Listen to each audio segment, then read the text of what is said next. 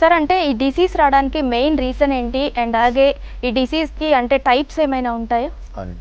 So బేసికల్‌గా trigeminal న్యూరాలజీని మనం primary trigeminal neurology and secondary trigeminal neurology అని పరిగణిస్తాం. ప్రైమరీ ట్రైజెమినల్ న్యూరాలజీలో మనకి మోస్ట్ కామన్ కాజ్ అనేది ఈ వాస్కులర్ లూప్ ఏదైతే ఉందో అది నర్వ్‌ని టచ్ చేస్తుంటుందన్నమాట. ఈ సెకండరీ ట్రైజెమినల్ న్యూరాలజీ అనేది కామన్గా మనకి బ్రెయిన్ ట్యూమర్స్ వల్ల రావచ్చు. అంటే ఇప్పుడు చిన్న మెదడు నుంచి మనకి ఈ నర్వ్ అనేది ట్రైజెమినల్ గ్యాంగ్లియా నుంచి చిన్న మెదడు లోపటికి నర్వ్ పోతుంది అనమాట. ఇది ఒక సిపి యాంగిల్ సిస్టర్న్ అనే ఒక నారో ప్లేస్లో మనకి నర్వ్ ట్రావెల్ అవుతుంది. ఆ ప్లేస్లో కానీ సిపి యాంగిల్లో ట్యూమర్స్ వస్తాయి, ఏదైతే అకాస్టిక్ ష్వానోమా అంటాం, అంటే చెవు వినికిడి నరం నుంచి వచ్చే కంతి, తర్వాత మెనింజోమాస్ అని వస్తాయి. మెనింజోమాస్ అనేది ఈ బ్రెయిన్ కవరింగ్స్ డ్యూరా నుంచి వచ్చే మెనింజోమా.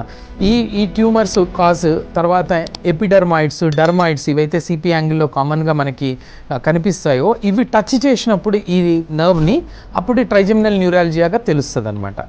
వేరే కాజెస్ ఏమో మల్టిపుల్ స్క్లీరోసిస్లో కూడా బ్రెయిన్స్లోనే అంటే చిన్న మెదడులో చిన్న ప్లాక్స్, ఇన్ఫ్లమేటరీ ప్లాక్స్ వస్తాయి. వీటి వల్ల కూడా ట్రైజెమినల్ న్యూరాలజీ వస్తుంది.